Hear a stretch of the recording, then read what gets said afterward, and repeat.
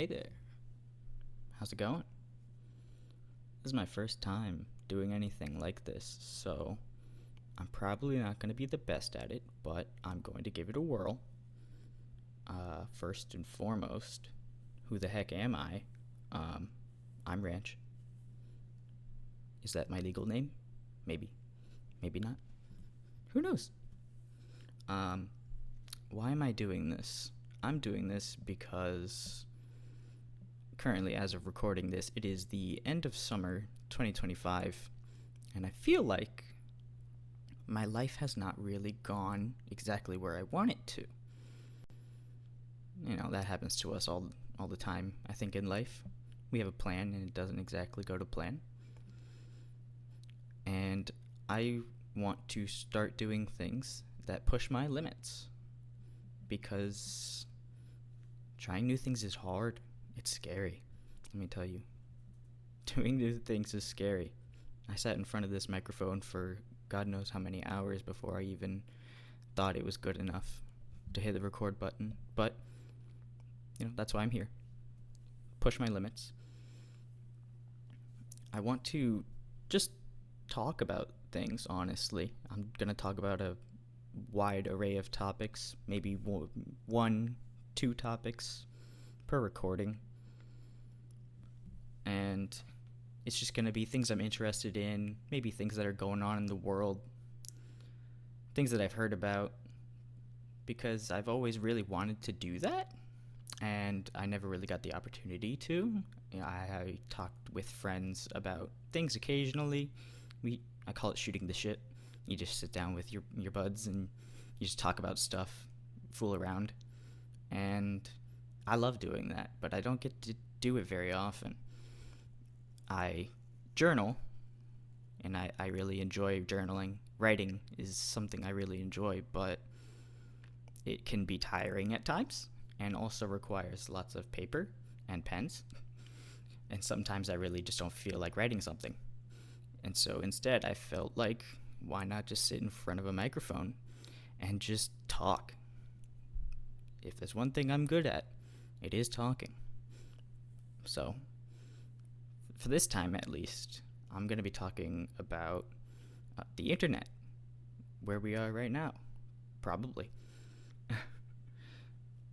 The internet is something very, very special to me, because I grew up with the internet sort of, not in its infancy. It was coming into its own, and it's been around me for my entire life, and God, has it gone so far beyond what I thought it was capable of. It wasn't that I wasn't raised by the people around me. It certainly was the case, but I do feel like at times that I was raised by the internet. We would spend a lot of our time on the internet, we being like people my age, early 20s, mid 20s, even late 20s. That Gen Z, millennial sort of gap. We had the internet all around us, and there was no end to what was on the internet at that point. It was incredible. The amount of creativity and just randomness that you could find. You could find whatever you wanted. And I really enjoy the internet. It's something that I want to keep using, hopefully, as long as I'm able to, because I found a lot of cool stuff through it, met cool people through it, and it's sort of just part of my life. It really did, consistent for me. Not everything in life is always consistent, but if one thing was consistent, it was that the internet was there. It didn't matter what you did. You boot up the computer, it would be there. So it was always something to turn to whenever you were bored or sad, or you just wanted to find something. It was consistent, and consistency is good for people growing up. Being on the early internet was, it was a treat. You had so many different things that you could choose from. I mean, most first and foremost, like flash games. Definitely one of my favorite things about the early internet. You would just go on random websites and you could find just the most bizarre games made by some guy or gal, and they had an idea for what they wanted to do and they figured it out, just put it out there, said, hey, play my game. There were so many interesting flash games. There were so many of those websites that had they would congregate all these flash games together and you would have the collection to choose from. It was kind of like, companies like Sega or Nintendo, where they had so many things available that you could choose from in their stores, but it was all free. You didn't have to pay for anything. You just had to have a computer, which could be hard for some people, but I had one. Flash games were super fun. They took up a lot of my time when I was younger because they were just kind of dumb fun. And dumb fun is something that I really enjoy. I mean, old YouTube was a completely different beast from how it is now, I think, honestly. There is a lot different now. There's huge channels. I mean, YouTube is enormous at this point. So much bigger than it was when I was younger. I mean, a million views to me was like crazy. But people do that constantly now. You had old YouTube web series. You had music. If you wanted to find a song, you would just look it up. You would find some shitty render that somebody uploaded on their YouTube channel because they enjoyed the song. Or you would find like the lyrics version and you would just sing along with it because you just wanted to sing that song. And that was fun to me. Just going on YouTube and finding whatever the heck decided to show itself. There were Let's Players were a huge thing for me when I was growing up. They would just have a series, sometimes maybe one or two series that they did playing a game, and they would upload, sometimes daily, sometimes every once in a while. They would take a while to edit if they were really thorough with what they made. But Let's Plays were just this genre, I think, that just is not easy to replicate nowadays. You can certainly still do Let's Plays in today's day and age. You can certainly still do Let's Plays. It just has a different feel to it now. That old, crisp, crappy vibe that it had back in the early 2000s just isn't there anymore. People recording on their webcams that were not very good, or their microphones that were not very good. It just had a certain charm to it, and I really enjoyed it. It shaped a lot of my early childhood, just sort of going to those channels, saying, oh, what did this person upload for the day? Oh, they uploaded this new series, and you just sit down and you would have fun just watching someone else play something. And back then that was something that was weird. Why would you sit down and watch someone play something else when you could just play it yourself? If you told that to somebody now, they'd be like, what the heck are you talking about? I watch streams daily. I watch everybody do other things that I can't do. It's just normal now. And that is kind of a trend, I feel like. The things that were odd or not very normal back then are just sort of normal now over time. And getting in contact with people and making friends was odd. There were not too many avenues to make friends on the internet, and the ones that did exist were kind of shady, of course. This is before Discord even existed, so way before anything that is super mainstream. I mean, the most mainstream thing that we had was probably like Skype or TeamSpeak. That was another one. You would find your friends and you just get into a Skype call and you'd play games together sometimes. And that's if you already had those friends, of course. So discoverability with making new friends was difficult.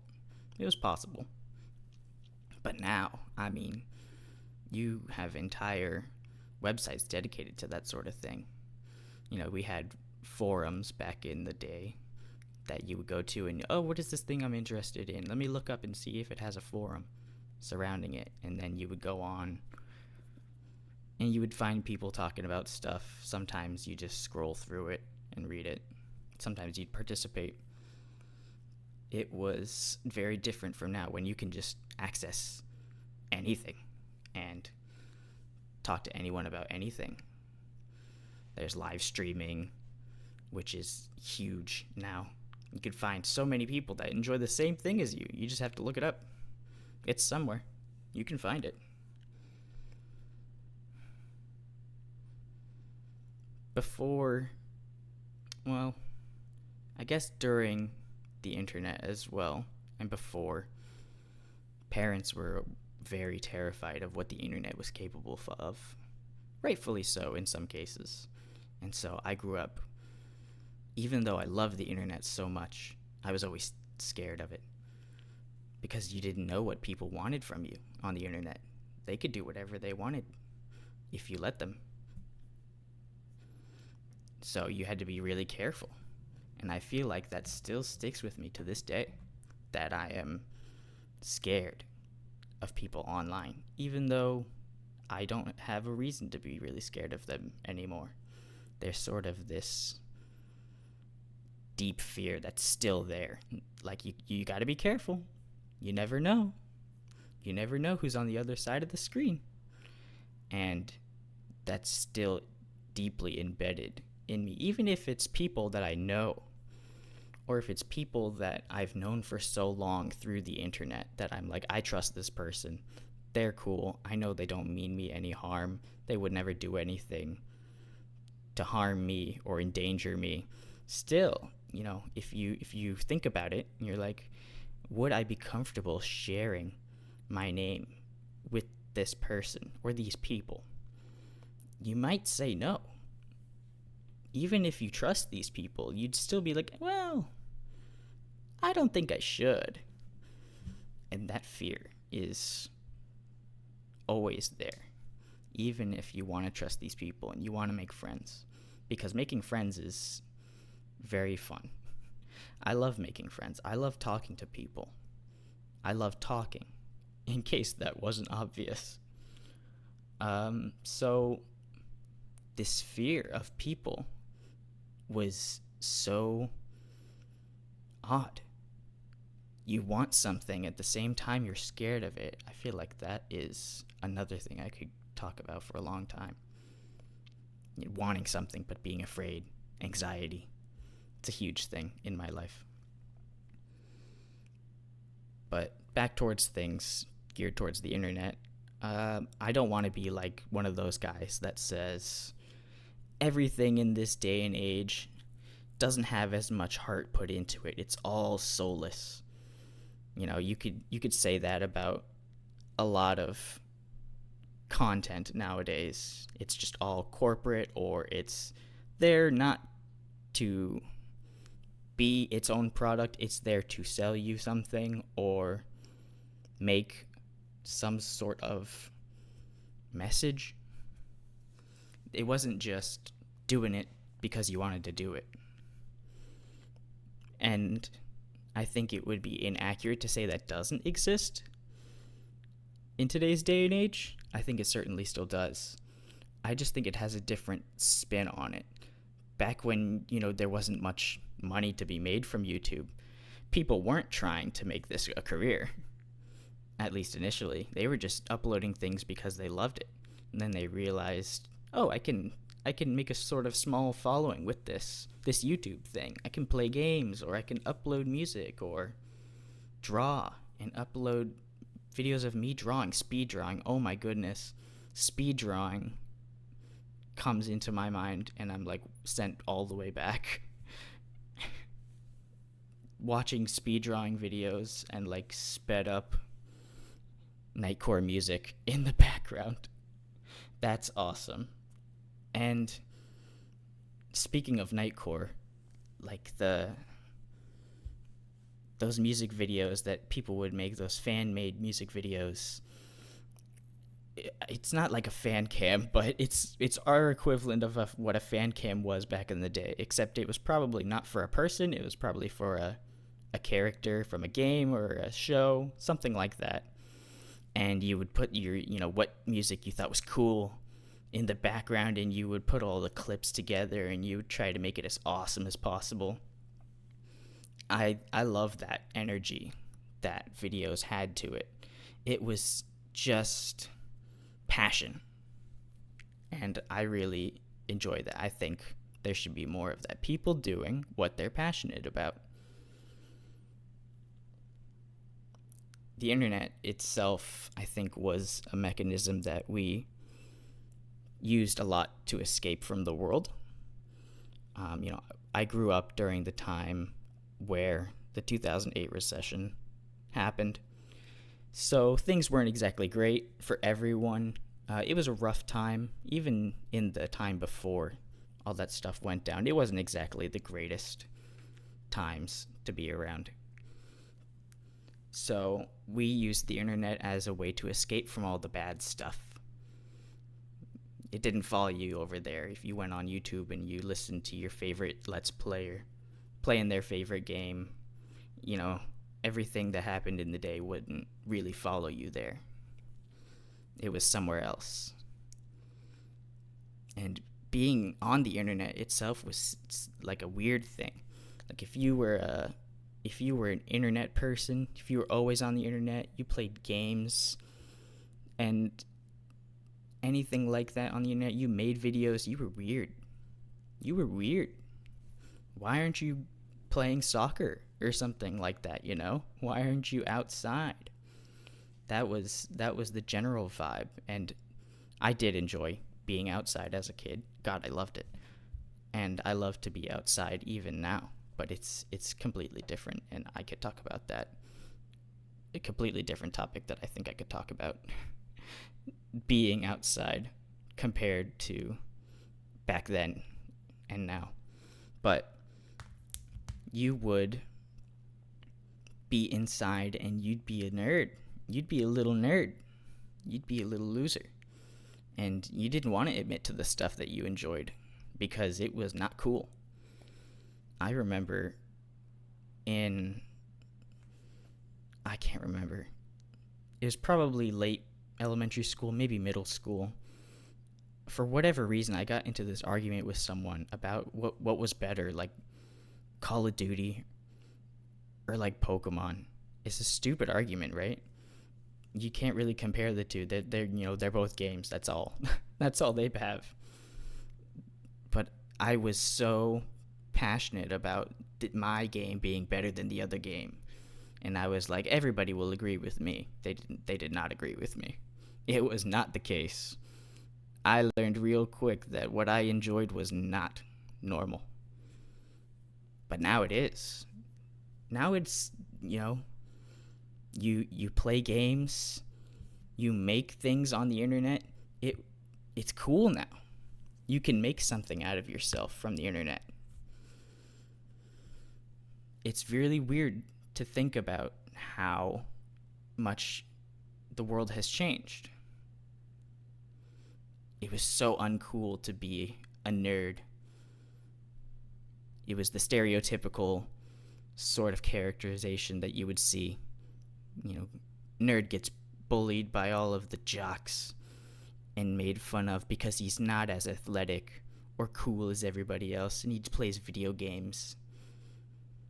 But now, video games are like a mainstream thing. Streaming is a mainstream thing. Mainstream, wow. The shared culture that the internet and gaming has is just sort of intuitive, I feel like.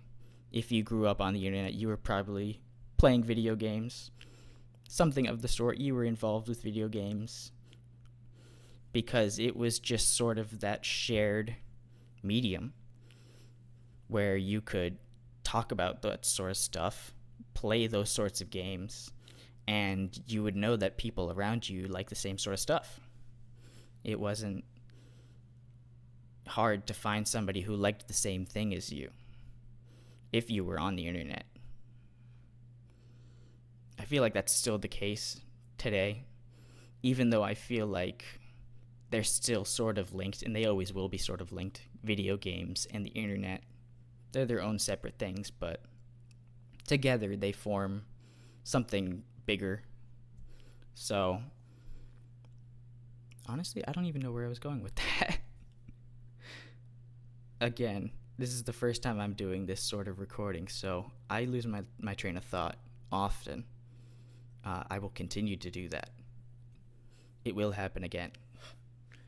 When it comes to the internet and everything that was sort of normal back then, you had TV shows that everyone looks back at now and they're like, oh my God, that's so old. That thing that, I really enjoyed back in the early 2000s is now super old. And I look at that and I go, oh my God, what do you mean? What do you mean this is old? This thing from the 2000s? I thought that the 70s were old, but now you're telling me that anything from 2000 is old? Am I old? I might be old. Oh my God. I ask myself often, did the internet really do more good for me than it did bad? Because the internet itself is whatever you can really make of it. Whatever comes out of it, you don't always have control over that. All you can control is what's on your screen, what you do. But I mean, the effect that it had on us is still something that is there regardless of if you intended it to happen. People are addicted to the internet nowadays, I feel like. And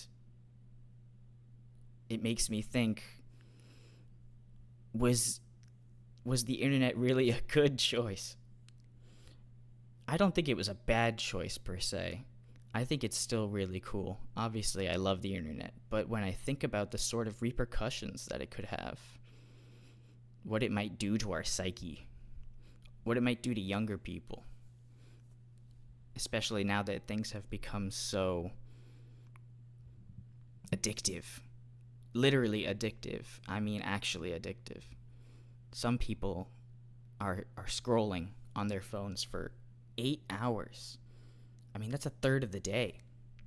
You spent a third of your day looking at your phone or looking at your computer. And I don't want to be like these darn kids and their cell phones is causing all the problems. That's not who I am. But to a degree, I feel like there is something that we should talk about, that it's a bit much, isn't it, at times? A lot of people don't have that self-control. I don't have that self-control sometimes. I love watching YouTube on my phone. I'll whip it out and I will just watch whatever. I'll scroll and think, man, there's nothing good to watch. And then I'll close the app, YouTube app. And then a couple seconds go by and I open up the YouTube app again to see if anything else is there. That's crazy. I just put it away and closed it. What will have spawned in the few seconds that I put my phone away and when I took it out again that wasn't there before? It's like hardwired into my brain. I gotta press the power button on my phone. I gotta see if anything's there. I gotta see if something's waiting for me. And that's scary, that it can have that much power over me. I can close an app and then look around and say, oh, I'm bored. I'm bored now that I'm not looking at my phone. I can't think of anything to do. And then I go back to my phone. and I'll just keep going back to it because it's always there. And that's an alright thing. It's okay that phones are super available. I think it's a good thing. But what can we do really about the effects, the negative effects that can have on us? I don't think we have seriously buckled down and tried to do anything about that. And that's an entire conversation that you can get in about, who has control over what. But the internet is dangerous in that sort of way. And I think it has only become more dangerous with time. And it will continue to be more dangerous with time, honestly. I mean, it's frustrating. The level of addiction that you can have to the internet. And the fact that there are so many people on the internet means you are exposed to so many different people. And that's a cool thing, I think. The fact that you could be exposed to so many different people and just hear from them and just get to know them, I think that's cool. But you have access to so many people and you don't really know who they are. Not really. I love my internet friends. I truly do. They mean a lot to me, but there's something different about just having somebody that you could go to and you have a picture of them in your mind. You know what they look like. You know how they walk. You know how they talk. You know the sorts of things that they like to do. And you can find out some of those things with our internet friends if they're comfortable sharing that. And not everyone's comfortable sharing that. Not everybody is going to want to show their face on the internet. And I don't blame them. I don't show my face.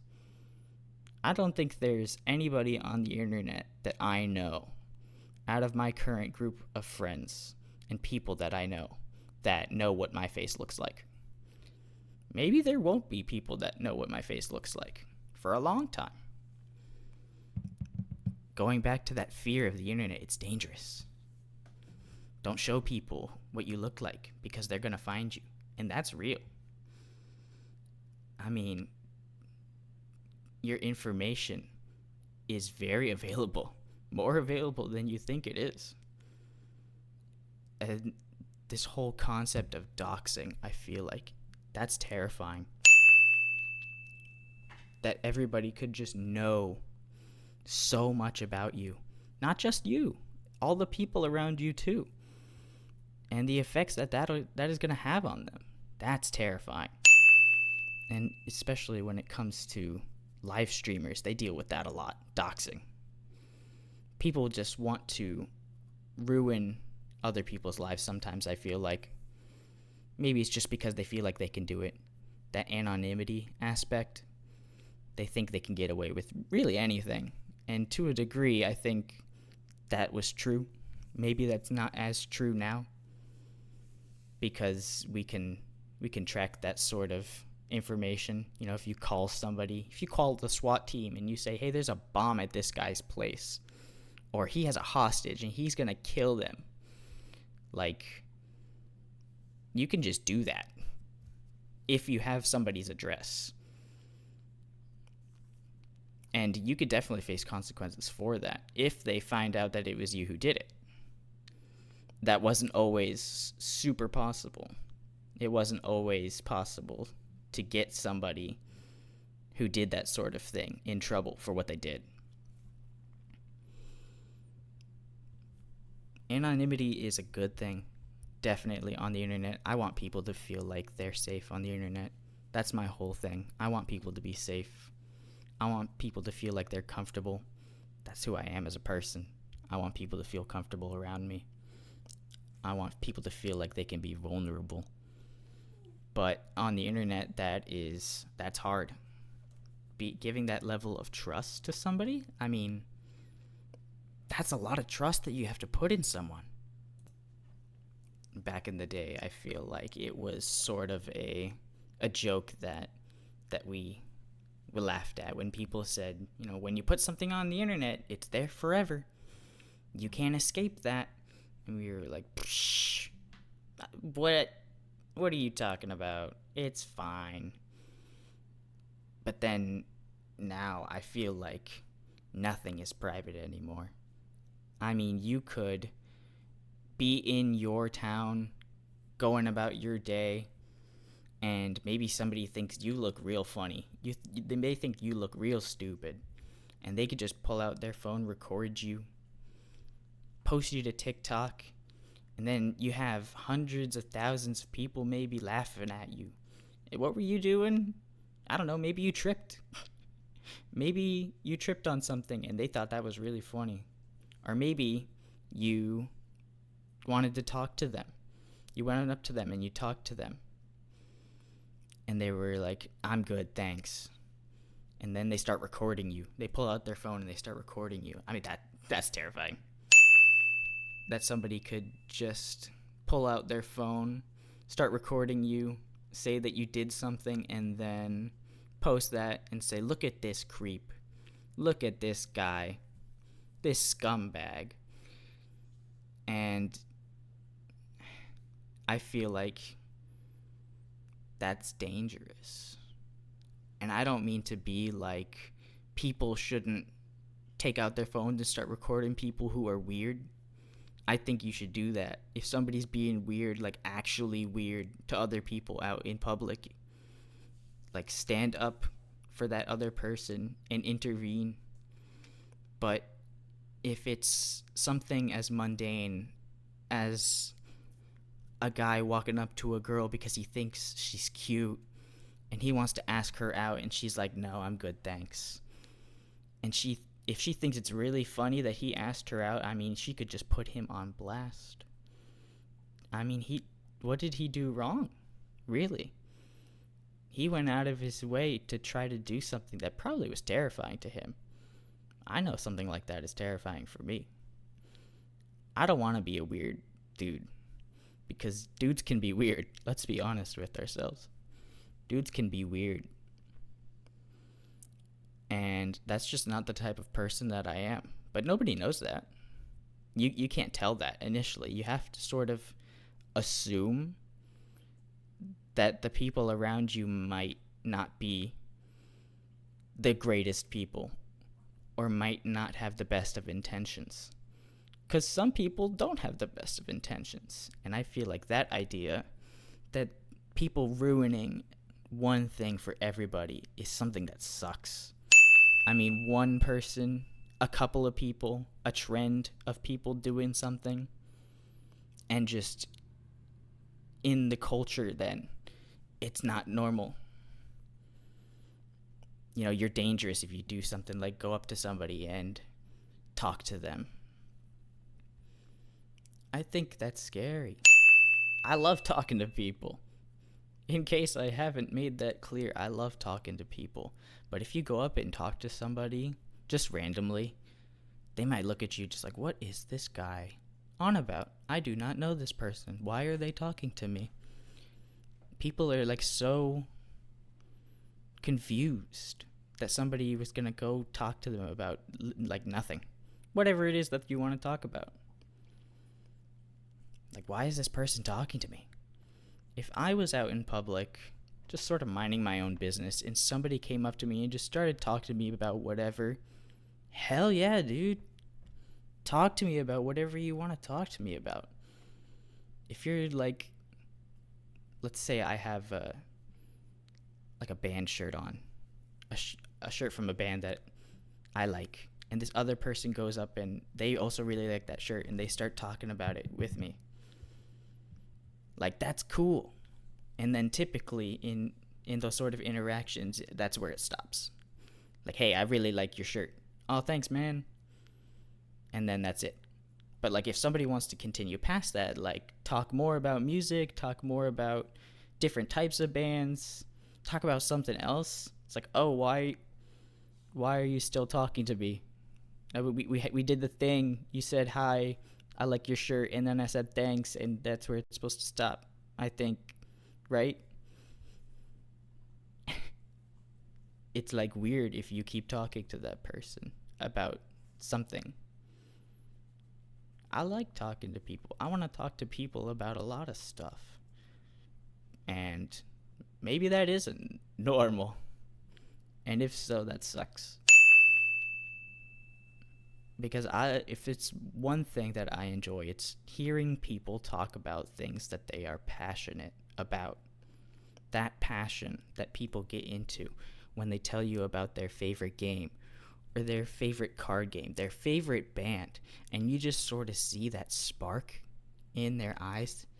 There is nothing else like that, I feel like. That feeling when you are just in the zone with somebody and you are just having fun talking about stuff. That doesn't happen as often these days, I feel like. People are scared to go up and talk to people. And that sucks. That really does suck. I would love to have anybody come up to me and talk to me about anything, honestly. Maybe not anything. But, whatever. But I understand why it's kind of viewed as weird. Again, some people being weird sometimes ruins everything for everybody. And that makes me sad as a person. I can't do anything about that, though. I can just be myself and try to be as normal as possible. Whatever normal is. I feel like the internet is really toxic at times. That's not new information. If you've been on the internet long enough, people are mean, man. People can be so mean. Some of the anonymity is to blame, I feel like, for that, because if you are playing a game with XX underscore blaze it underscore XX and he's flaming you for playing the game poorly, like, that doesn't continue over into the next game. That doesn't continue on into the next day of your life. Like, that just sort of stayed there. You and XX underscore blaze it underscore XX got into a fight over who was worse at the game, and it would just sort of stop there.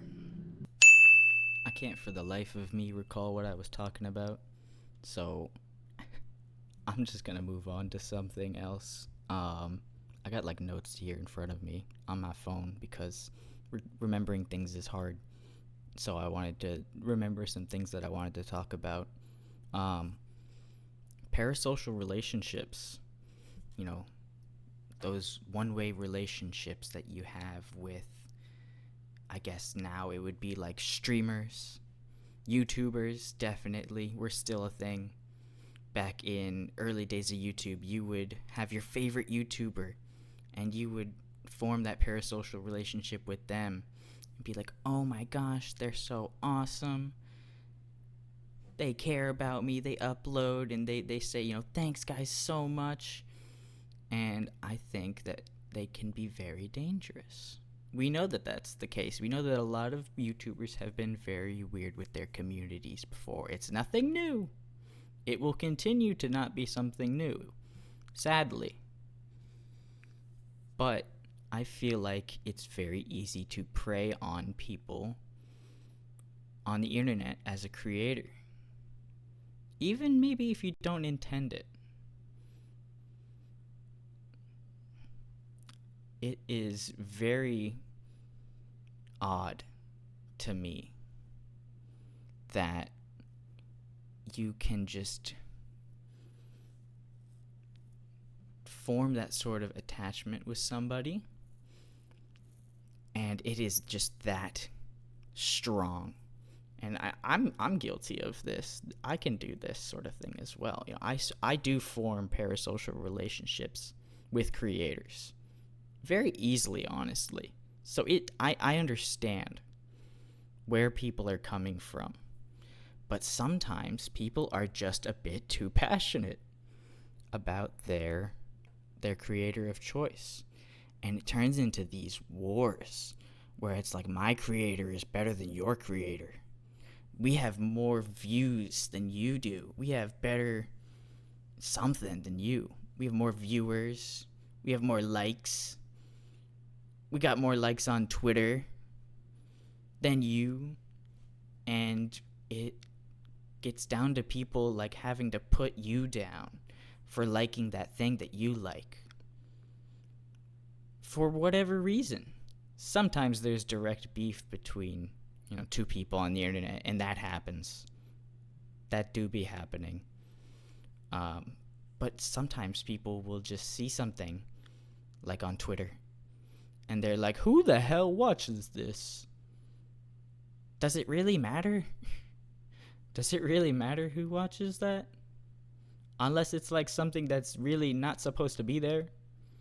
And you could argue about what is supposed to be on the internet. I think that's a funny argument to make about what's supposed to be on the internet. Who controls that? It ain't you. But somebody will see something and they're like, this is weird. I'm going to post on Twitter about how weird this is and how everybody who likes this thing is weird. And it's that tribalism, that tribal urge in us that we see. We see a post like that and we're like, oh, no, they didn't. Oh, no, they didn't. And then it's a war. It becomes a war sometimes. And it might not even be the creator's fault. That sort of stuff happens. Sometimes it is two creators directly beefing with one another and sending hate towards each other. Like, what do you gain from that? I don't understand that. How are you so invested in somebody else that you feel the need to go to somebody else and tell them this thing that you like sucks?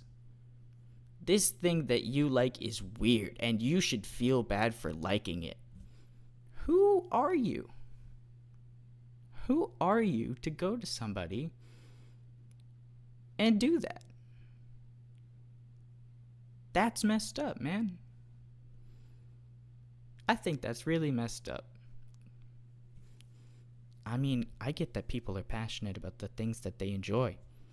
And sometimes when you see somebody making fun of the stuff that you like, it doesn't sit right with you. You gotta defend it. You gotta defend the honor of, whatever that is. The community, the creator that you watch. I must defend their honor. No, you don't. People suck on the internet. And they're gonna continue to suck on the internet. You don't need to go after them just like how they go after you.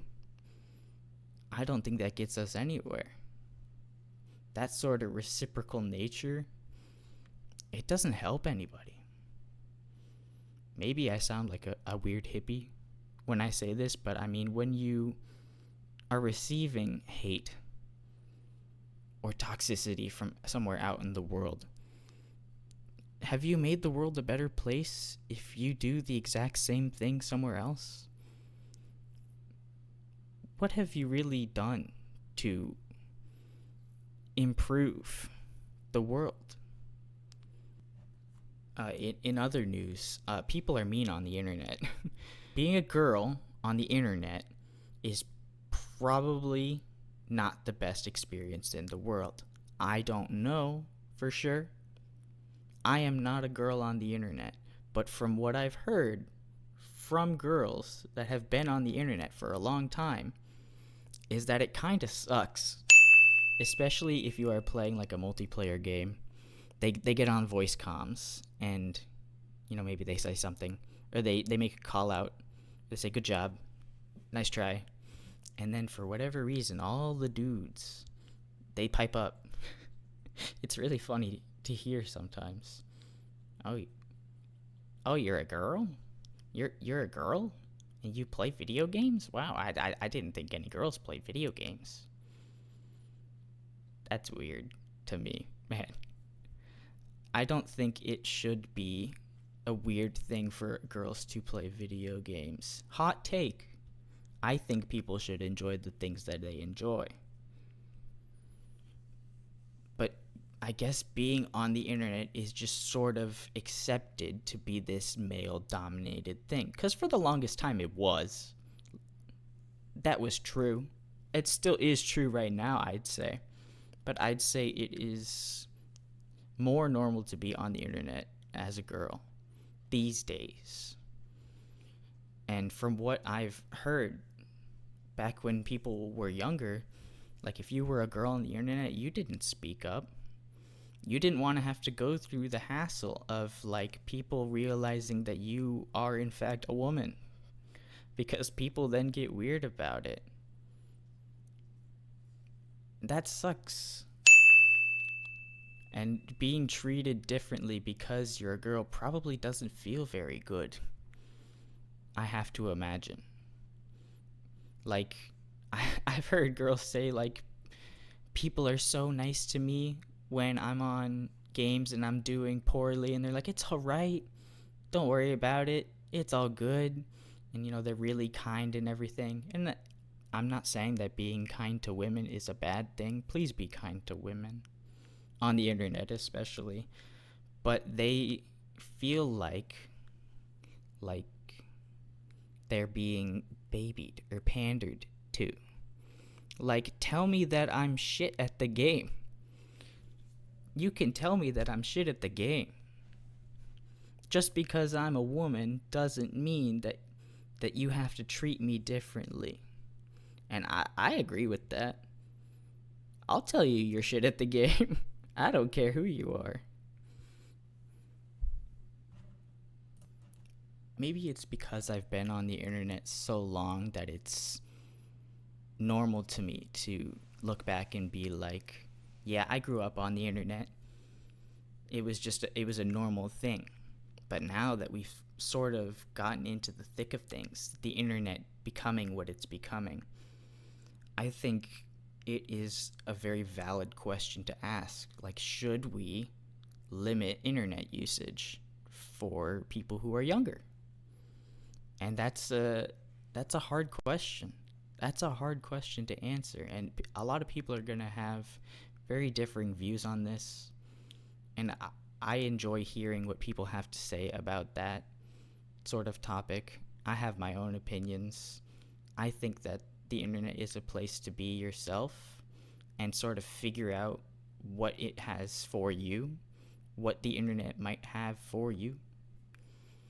But it's also very dangerous to be on the internet as a very young person. There's a lot of people who are weird on the internet that do not mean for good things to happen to you. Unfortunately, it is just been a fact that weird people on the internet are gonna be weird, and that sucks. But when it comes to like regulating the internet, that's a scary question. Regulating the internet. Who gets to regulate the internet? How much do they get to regulate the internet? Why do they get to regulate the internet? Those are hard questions to answer. I don't really know the answers. I wish I did. If there's one thing, though, that I do think is true, is that it is not the best thing for kids to have so much access to the internet. They can have access to the internet. I just don't think it should be unlimited access to the internet. Because when I was a kid, and for better or for worse, I basically had unlimited access to the internet. Mom and Dad didn't really care about what I was doing in my room. What was I doing on the computer? They don't care. They have bills to pay. They have dinner to make, whatever it might be. So, you know, they don't know that I'm in there accidentally downloading a virus on my computer or something. And then I have to go, Dad, I downloaded a virus on the computer. I didn't mean it.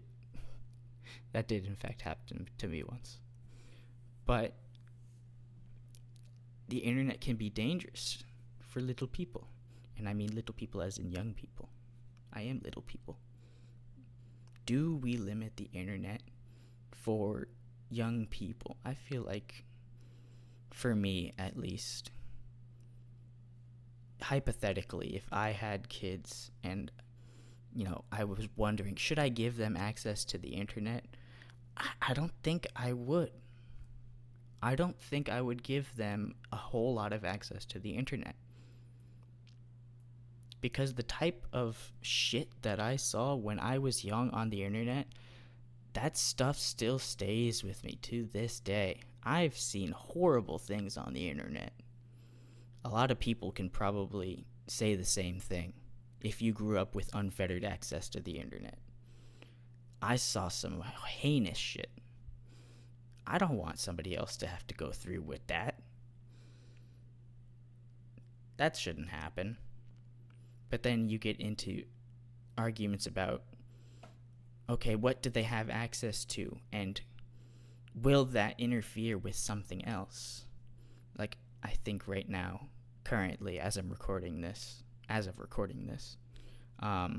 there's been bans that have been put in place. Or like age verification checks have been put in place for certain apps in certain countries. And people are not taking very well to it at all. They are not happy. And so right now what we're going through, we'll see. We'll see how it pans out. I don't know how it's going to go, but we are in the throes of regulating the internet, and we will see whether we should or not. Because even though the internet is a great place, it's also very scary. And I don't mean to be like, fear the internet. It is the devil. I'm not like that. I think the internet is awesome. But I can also recognize that maybe it isn't the best idea to let your kid have unlimited access to the internet through their phone or their iPad or whatever. There's the idea of, iPad kids. They're just glued to the iPad and they're just swiping or scrolling or whatever, and you see videos of kids addicted to screens, and they're not even like 10 yet. What are we doing, man? I get that some part of it is, parents not wanting to have to deal with kids, and so they just put a screen in front of them, and that sucks. Truly, it does suck that if you can just put a screen in front of your kid and make them shut up, like that's good enough for them sometimes. It doesn't really matter to them what happens.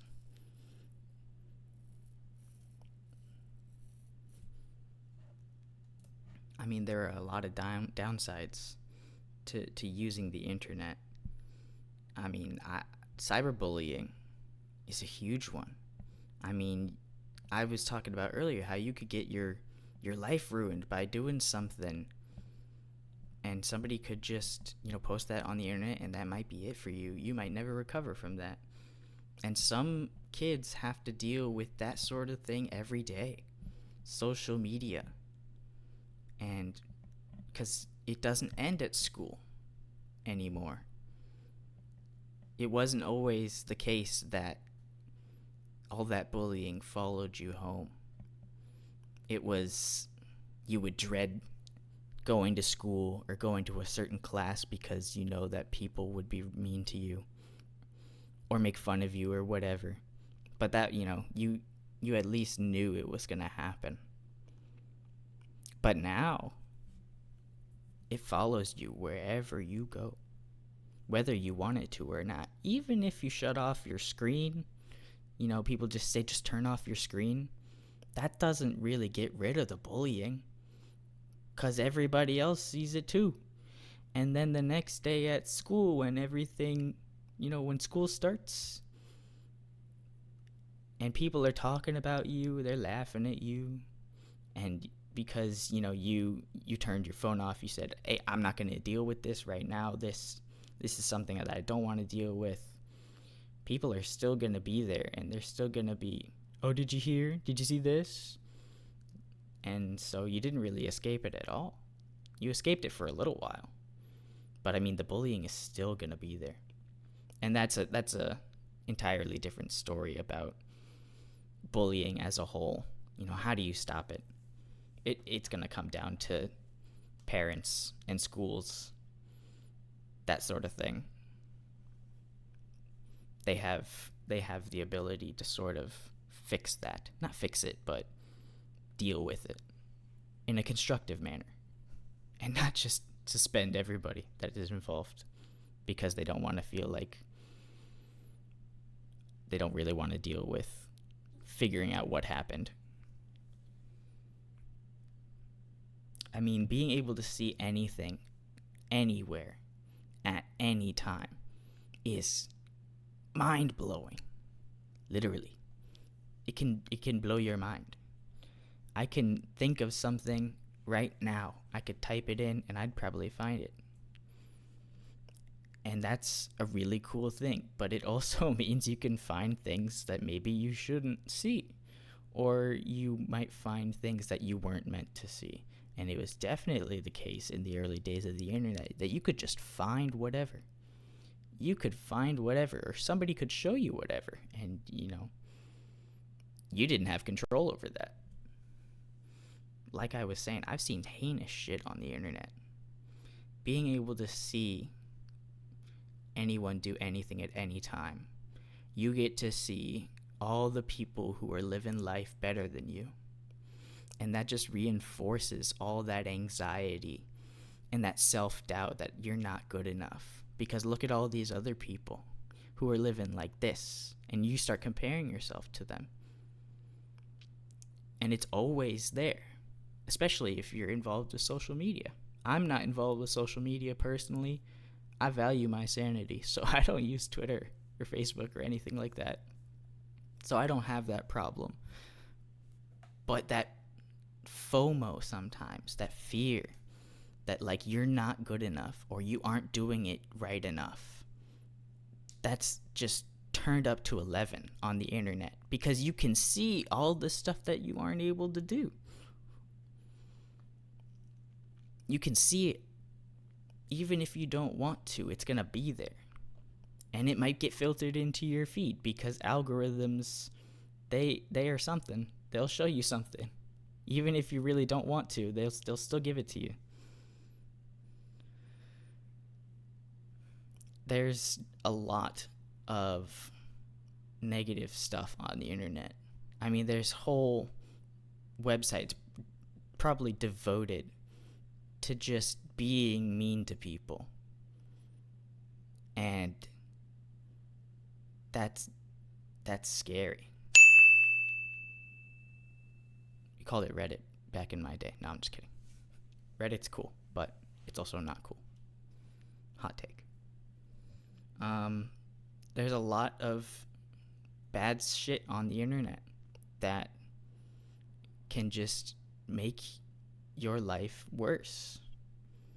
And the mental health, when you're using the internet, your mental health probably isn't going to be the best. And that addiction is part of it as well, because you get so addicted to screens.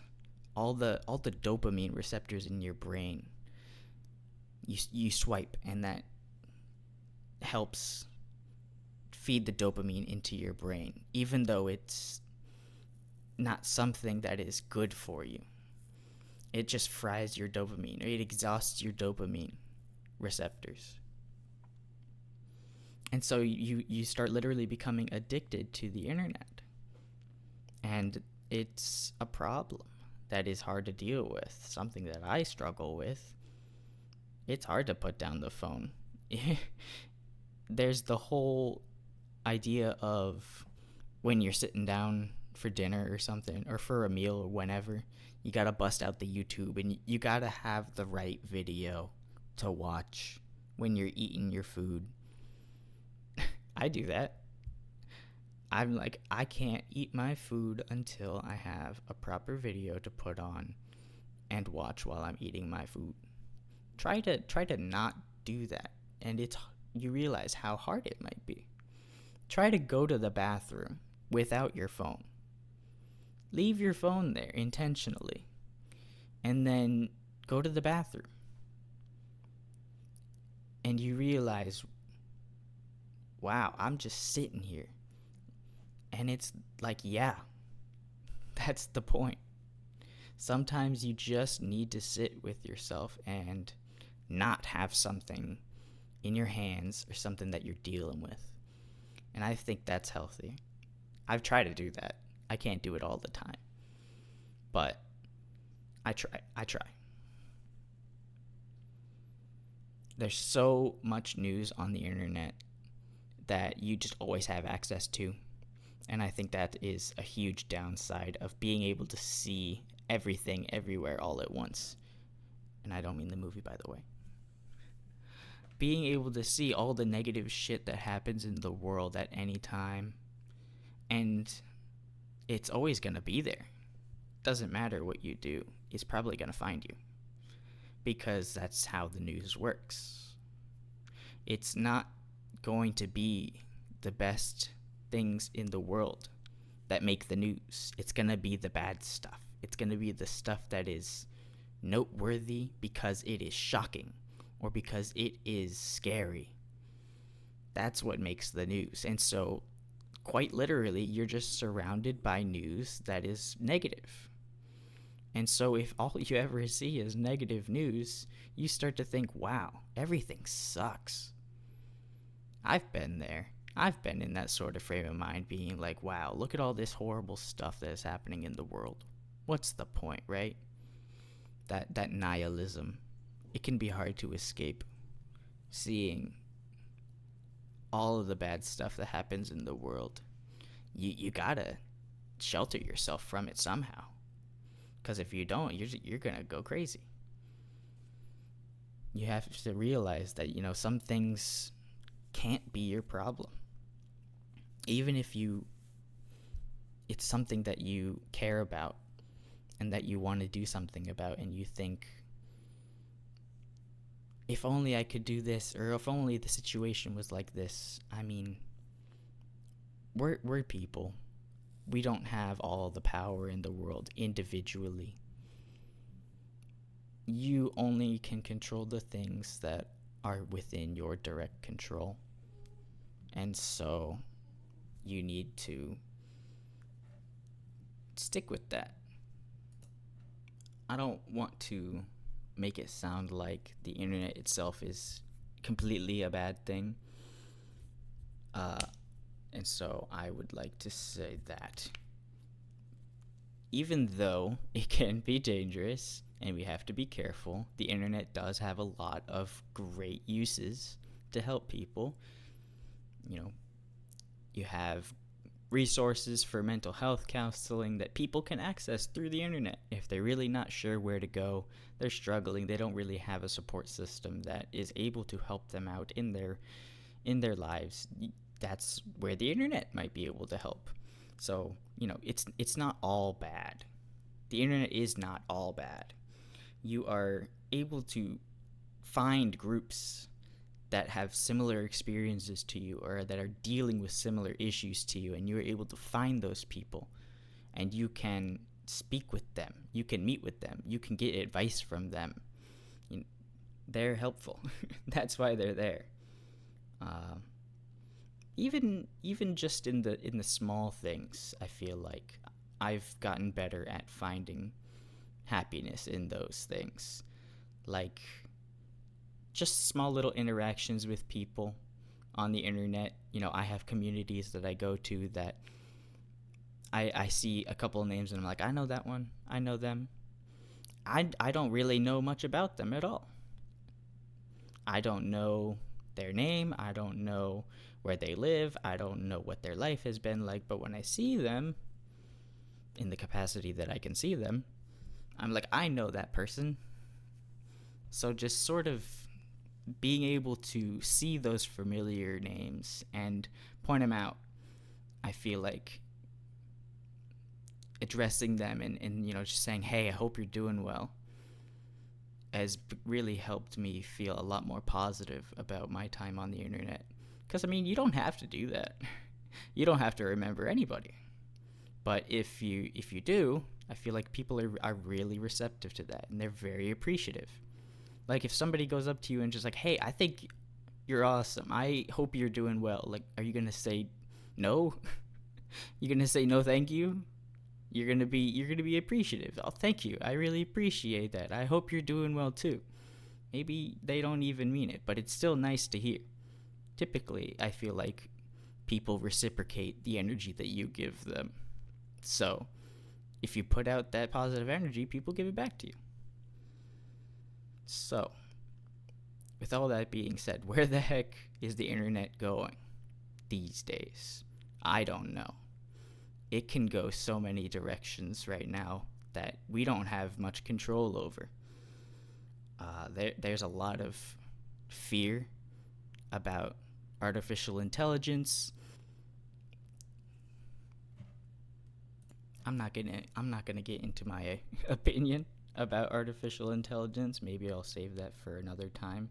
But some people are very scared about what it's able to do through the internet. You have AI generated videos, you have AI generated pictures that can cause some real damage to people through the internet. And not only just creating them, you can spread it anywhere.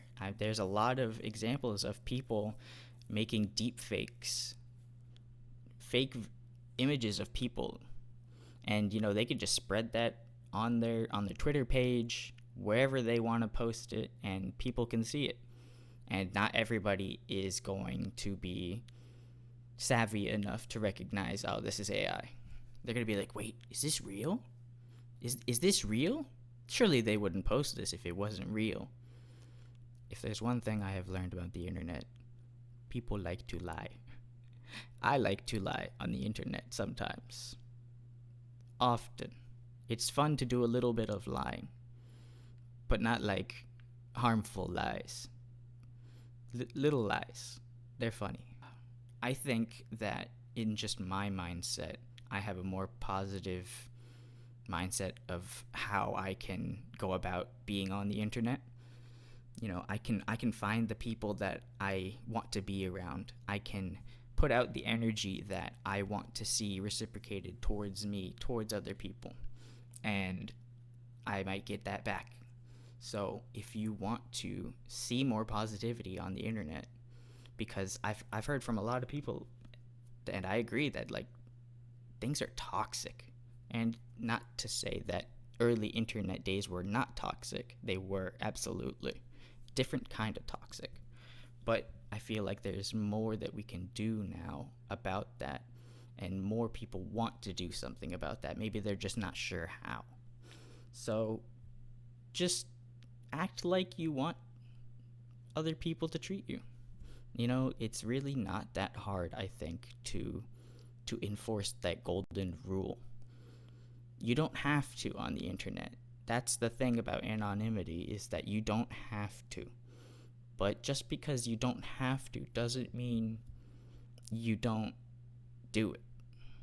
For me, at least, that's what I think. I don't have to be kind to people. I don't have to tell people that I care about them and that I hope that they're doing well. I don't have to do any of that, but I do. Because that's what I want to see. So if you want to see something similar, sometimes it really is just as simple as be the change you want to see in the world. Everybody's human. We're all different, but we're also all very similar. It's not hard to find people that you jive with. Welcome people into your community. Welcome people that might not really know what's going on. That they're like, I don't really know where I belong. I don't really know if I belong anywhere. I've felt like that before. Be that person that brings somebody in and makes them feel wanted. Thanks for listening. Have a good one.